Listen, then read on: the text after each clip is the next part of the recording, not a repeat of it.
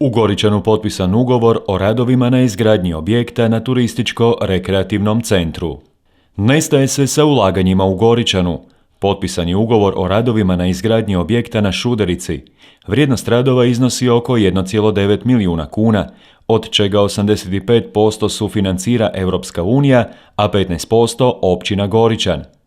Ta građevina služit će kao infotočka za turiste, ali će biti uređena i kao izložbeni i interpretacijski centar, kojemu je cilj poboljšati ponudu za sve posjetitelje Šuderice.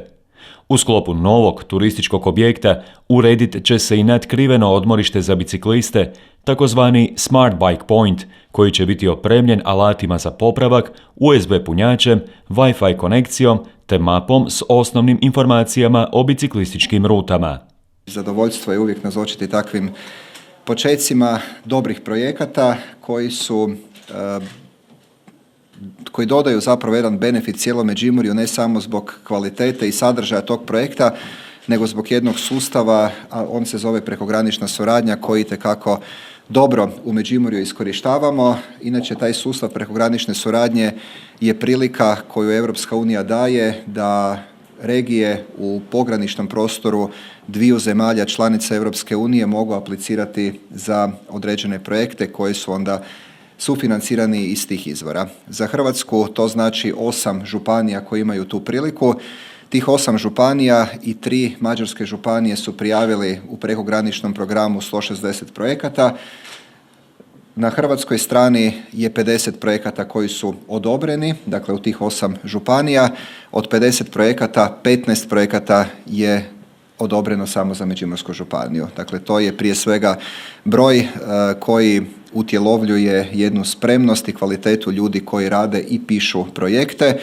Načelnik općine Goričan Mario Moharić kaže da je to nastavak prvog projekta Two Rivers One Goal, čiji je prvi dio završio prije godinu dana, a bio je vezan uz stazu, rasvjetu i fitness sprave na otvorenom, te još neke detalje. Tu je ukupna vrijednost cijelog projekta, ne samo na toj Šuderici, je bila 2 milijuna kuna. Od toga je na taj projekt prvi dio bilo financirano negdje oko 1 milijun kuna.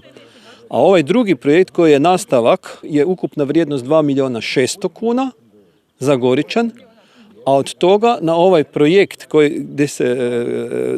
gdje će se graditi građevina sa infopunktom, sa stanicom za bicikle, internetski sve povezano, punjačima i tako dalje, i još nekim detaljima, je vrijednost 1.900.000 kuna. To smo danas potpisali ugovor.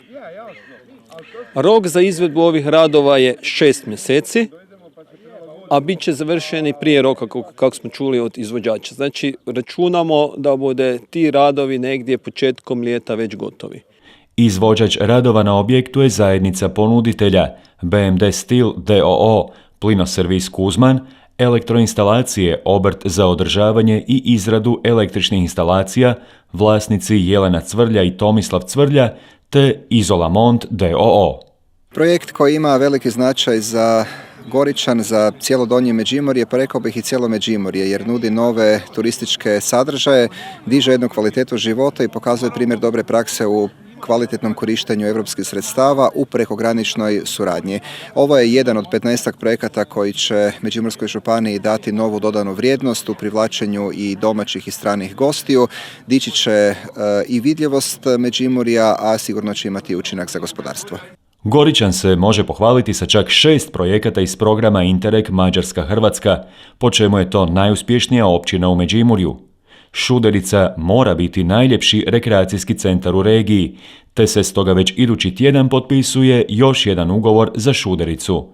Radi se o izgradnji moderne bine vrijednosti oko 330.000 kuna, također europskim novcima iz Fonda za ruralni razvoj. Ti će radovi biti završeni do 1. svibnja.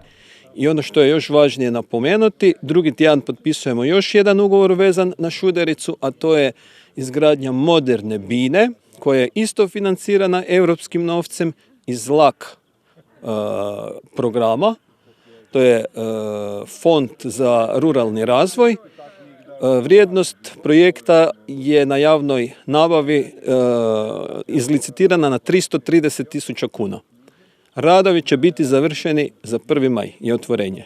Još ima puno radova koje ćemo izvesti u roku nekih 3 tjedna do 4 tjedna koje smo planirali, a to su 2 parkirališta. Tu ćemo asfaltirati jedan dio iz Radničke ulice što dolazi i onaj s druge strane Šuderice isto jedan dio nećemo asfaltirati, nek ćemo samo napraviti jedan tvrdi tucani kamen, parkiralište, tako da bude svima dostupno i da se ovaj prostor koji je izgrađen ne gazi autima ili ne znam bilo čime. Radovi su svi financirani iz europskih fondova, iz 2 fonda. Jedan je ruralni, a drugi je Interreg Mađarska-Hrvatska, u kojem programu smo najuspješnija općina u Međimurju i ovo nam je već 6. program iz programa Interreg Mađarska-Hrvatska. Podsjetimo, ukupna vrijednost projekta Two Rivers One Goal 2 iznosi 888.876 eura, uz stopu sufinanciranja Europske unije od 85%.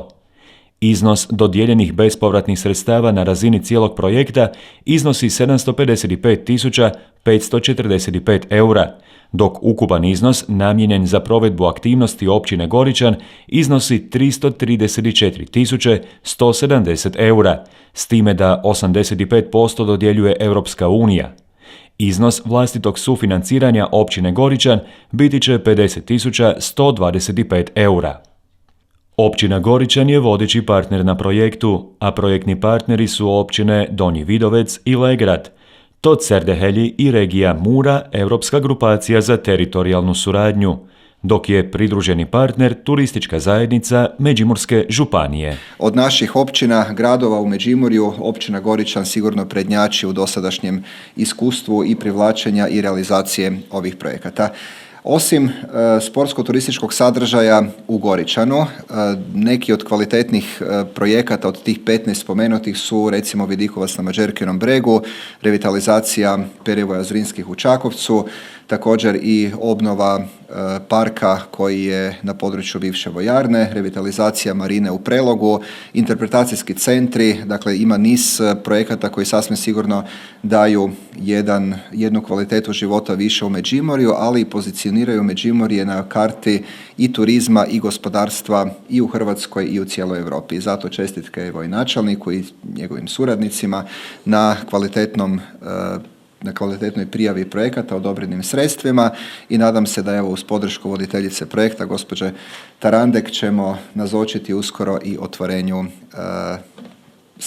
novih sadržaja koji će sigurno imati veliki benefit i za općinu Goričan i za Donje Međimurje i za Međimurje u cjelini.